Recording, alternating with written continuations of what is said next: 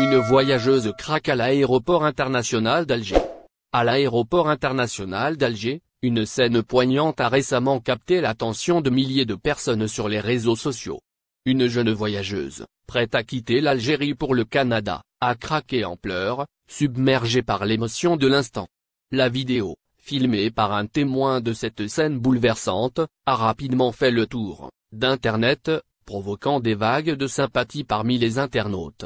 Derrière les larmes de cette jeune fille se cache un phénomène plus large, celui des adieux déchirants et de la séparation d'avec ses proches. La scène, qui se déroule dans l'enceinte de l'aéroport international d'Alger, est le reflet de ce que vivent des milliers de familles algériennes qui voient leurs enfants quitter le pays, pour s'établir à l'étranger. C'est un départ lourd de signification, un mélange d'excitation pour l'avenir et de tristesse pour ce qui reste derrière. La caméra capte les larmes de la jeune fille qui, entre deux sanglots, fait ses adieux à ses proches. Certains passants, témoins de la scène, sont eux-mêmes profondément émus. Un moment de fragilité humaine, d'une intensité telle qu'il semble toucher au cœur les observateurs. Ce genre de séparation, bien que vécu de manière personnelle, est loin d'être isolé. Des centaines, voire des milliers de familles algériennes font face à la même situation chaque année.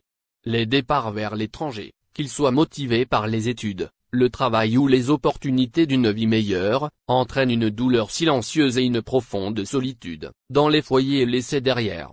La vidéo de cette jeune voyageuse a ainsi permis de dévoiler ce qui, souvent, demeure un tabou, la souffrance liée à la séparation d'avec un être cher. Sur les réseaux sociaux, les réactions ne se sont pas fait attendre.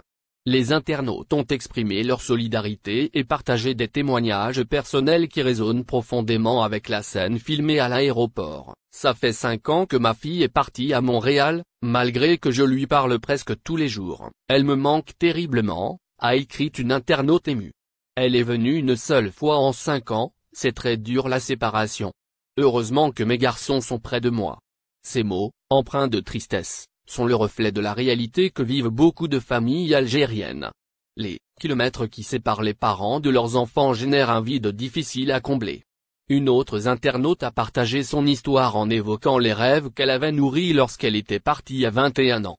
Je rêvais de les rendre heureux, je me consolais en me disant qu'une fois installé, je ferais voyager mes proches, les amènerais vivre et profiter. Mais à 26 ans, j'ai perdu ma mère, un récit qui souligne non seulement la douleur de la séparation, mais aussi le regret de ne pas avoir pu être présente lors des moments les plus importants de la vie de ses proches. La distance géographique devient alors un fardeau émotionnel insupportable. Les témoignages se sont multipliés, comme celui d'un parent qui parle du départ de son fils vers le Qatar. Mon fils est parti il y a déjà 6 mois, et le second va le rejoindre demain. Subitement, la grande maison est devenue vide et froide, confie-t-il. L'absence de ses enfants fait basculer le quotidien des parents dans une forme de solitude et de mélancolie. Les adieux ne sont pas seulement des moments de tristesse instantanée, ils sont l'amorce d'une distance qui se creuse, un éloignement qui s'intensifie avec le temps. Les réactions des internautes à cette vidéo de l'aéroport montrent que la douleur des adieux transcende les frontières. Que ce soit en Algérie ou ailleurs, les émotions humaines liées à la séparation des proches sont universelles. Le départ d'un enfant, quelle qu'en soit la raison, est un événement qui bouleverse profondément ceux qui restent. Mais au-delà de la tristesse, il y a aussi l'espoir que ces adieux ouvriront la voie à un avenir meilleur, que cette distance permettra de nouvelles opportunités, de nouveaux horizons. La scène filmée à l'aéroport international d'Alger ne résume pas seulement le départ d'une jeune voyageuse, mais symbolise les sacrifices et les rêves de milliers de familles algériennes. Dans chaque larme versée, dans chaque adieu, il y a une part de l'histoire collective, une histoire faite de séparation, de courage et de résilience.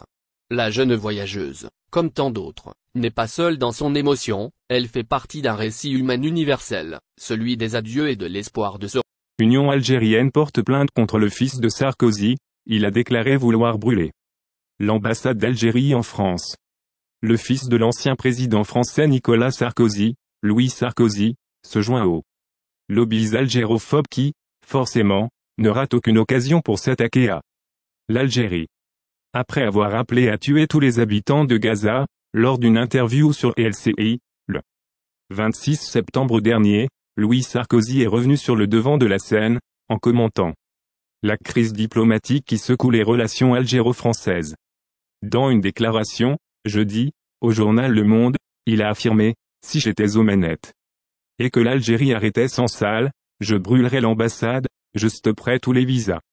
Et j'augmenterais de 150% les tarifs douaniers. » Inconnu sur la scène politique française, le fils de l'ancien président Sarkozy use ainsi de propos violents qui continuent de susciter l'indignation de la communauté algérienne.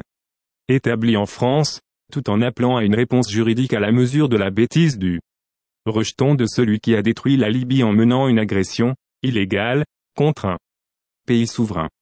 Louis, le plus jeune fils de l'ancien président Sarkozy, a, faut-il le rappeler, passé la majeure partie de sa vie aux États-Unis, dont il possède également la nationalité. Il est récemment revenu s'installer dans son pays d'origine pour entamer une carrière politique sur les traces de son père, selon des sources médiatiques. Au cours des dernières semaines, il a organisé plusieurs activités pour promouvoir ses idées, en prévision du lancement d'un parti politique. Dans le portrait que lui a consacré Le Monde, il se présente comme un conservateur et un admirateur des idées de Donald Trump. Il a également multiplié les déclarations favorables à l'entité sioniste. Ces déclarations ne sont pas choquantes, ici et en France. En France, l'incitation à la violence et à la haine est punie par la loi. Une association s'occupant de la communauté algérienne en France le lui a fait rappeler. Vendredi.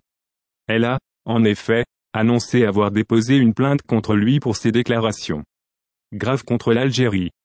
L'association Union algérienne a écrit sur son compte sur la plateforme X, « Félicitations à Louis Sarkozy qui veut suivre les traces de son père, la prison.